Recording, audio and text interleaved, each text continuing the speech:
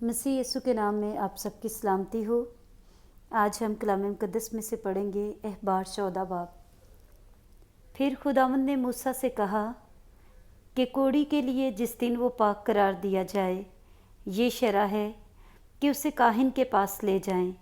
और काहिन लश्करगाह के बाहर जाए और काहिन खुद कोढ़ी को मुलाहजा करे, और अगर देखे कि उसका कोढ़ अच्छा हो गया है तो काहिन हुक्म दे कि वो जो पाक करार दिया जाने को है उसके लिए 2 जिंदा पाक परिंदे और देवदार की लकड़ी और सुर्ख कपड़ा और जूफा लें, और काहिन हुक्म दे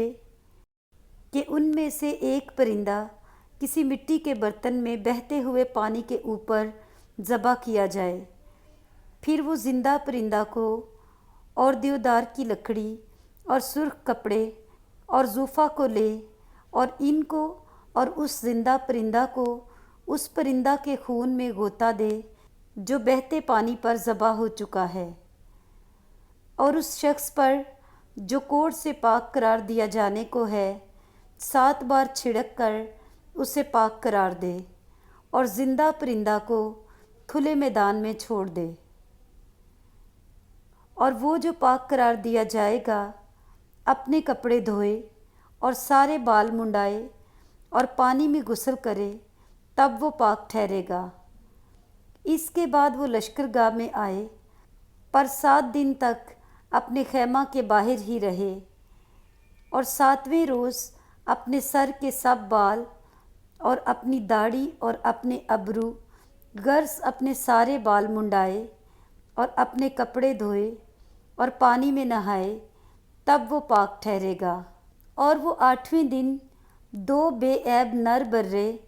और 1 बेऐब यकसाला मादा बर्रा और नज़र की कुर्बानी के लिए एफा के 3/4 हिस्सा के बराबर तेल मिला हुआ मैदा और लौज भर तेल ले। तब वो काहिन जो उसे पाक करार देगा उस शख्स को जो पाक करार दिया जाएगा और इन चीज़ों को खुदावंद के हजूर खैमा इज्तिमा के दरवाज़ा पर हाज़िर करे, और काहिन नर बर्रों में से एक को लेकर जुर्म की कुर्बानी के लिए उसे और उस लोज भर तेल को नज़दीक लाए और उनको हिलाने की कुर्बानी के तौर पर खुदावंद के हजूर हिलाए,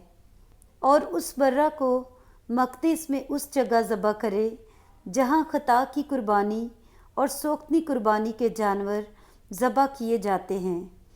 क्योंकि जुर्म की कुर्बानी खता की कुर्बानी की तरह काहिन का हिस्सा ठहरेगी। वो नहायत मुक़द्दस है, और काहिन जुर्म की कुर्बानी का कुछ खून ले, और जो शख्स पाक करार दिया जाएगा उसके दाहिने कान की लौ पर और दाहिने हाथ के अंगूठे पर और दाहिने पाँव के अंगूठे पर उसे लगाए, और काहिन उस लौज भर तेल में से कुछ लेकर अपने बाएं हाथ की हथेली में डाले, और काहिन अपनी दाहिनी उंगली को अपने बाएं हाथ के तेल में डुबोए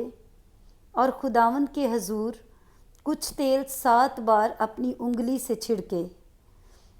और काहिन अपने हाथ के बाकी तेल में से कुछ ले, और जो शख्स पाक करार दिया जाएगा उसके दाहिने कान की लौ पर और उसके दाहिने हाथ के अंगूठे और दाहिने पाँव के अंगूठे पर जुर्म की कुर्बानी के खून के ऊपर लगाए, और जो तेल काहिन के हाथ में बाकी बचे उसे वो उस शख्स के सर में डाल दे जो पाक करार दिया जाएगा। यूँ काहिन उसके लिए खुदावंद के हजूर कफ़ारा दे, और काहिन खता की कुर्बानी भी गुजराने और उसके लिए जो अपनी नापाकी से पाक करार दिया जाएगा कफ़ारा दे। इसके बाद वो सोख्तनी कुर्बानी के जानवर को ज़बह करे। फिर काहिन सोख्तनी कुर्बानी और नज़र की कुर्बानी को मज़बा पर चढ़ाए। यूँ काहिन उसके लिए कफ़ारा दे तो वो पाक ठहरेगा, और अगर वो गरीब हो और इतना उसे मकदूर ना हो तो वो हिलाने के वास्ते जुर्म की कुर्बानी के लिए एक नर बर्रा ले, تاکہ اس کے لیے کفارہ دیا جائے، اور نذر کی قربانی کے لیے ایفا کے 10ویں حصہ کے برابر تیل ملا ہوا میدا اور لوج بھر تیل، اور اپنے مقدور کے مطابق 2 قمریاں یا کبوتر کے 2 بچے بھی لے، جن میں سے ایک تو خطا کی قربانی کے لیے اور دوسرا سوختنی قربانی کے لیے ہو۔ انہیں وہ 8ویں دن اپنے پاک قرار دیے جانے کے لیے کاہن کے پاس خیمہ اجتماع کے دروازہ پر خداوند کے حضور لائے، اور کاہن جرم کی قربانی کے برہ کو اور اس لوج بھر تیل کو لے کر ان کو خداوند کے حضور ہلانے کی قربانی کے طور پر ہلائے۔ پھر کاہن جرم کی قربانی کے برہ کو ذبح کرے، اور وہ جرم کی قربانی کا کچھ خون لے کر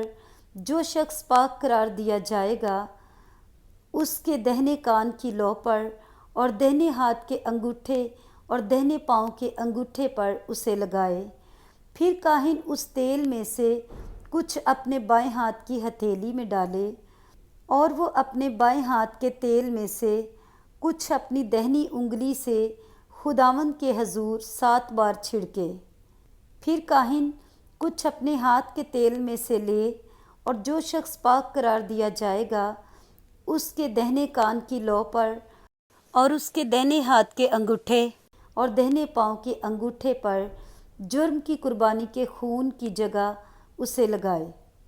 اور جو تیل کاہن کے ہاتھ میں باقی بچے وہ اسے اس شخص کے سر میں ڈال دے جو پاک قرار دیا جائے گا، تاکہ اس کے لیے خداوند کے حضور کفارہ دیا جائے۔ پھر وہ قمریوں یا کبوتر کے بچوں میں سے جنہیں وہ لا سکا ہو ایک کو چڑھائے،